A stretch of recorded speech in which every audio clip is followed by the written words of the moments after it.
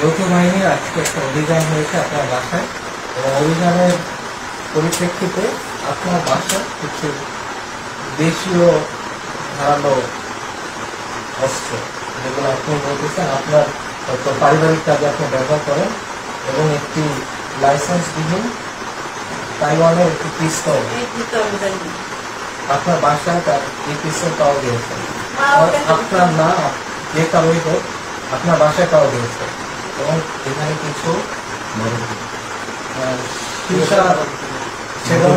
কিছু সামগ্রী এবং ধারালো ত্রিশূল, আরো কিছু ধারালো অস্ত্র পাওয়া গেছে।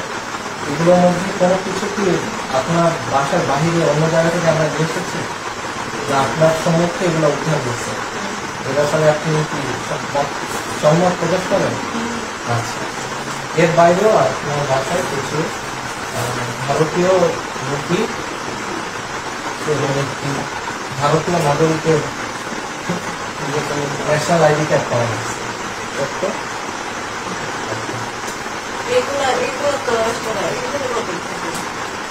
ঠিক আছে, ঠিক আছে,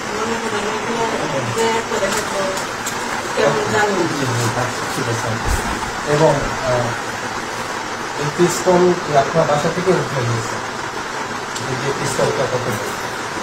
এই অভিযান চলাকালীন সময় যৌথ বাহিনীর কোনো সদস্যকে আপনার উপর কোনো শারীরিক এবং মানসিকভাবে আপনাকে লাঞ্ছিত করেছে, এবং আপনার বাসায় গচ্ছিত যে স্বর্ণ মুদ্রা এবং অর্থ যাচ্ছিল সেটা কি আপনি সঠিকভাবে বুঝাতে পাইছেন? আপনার বাসায়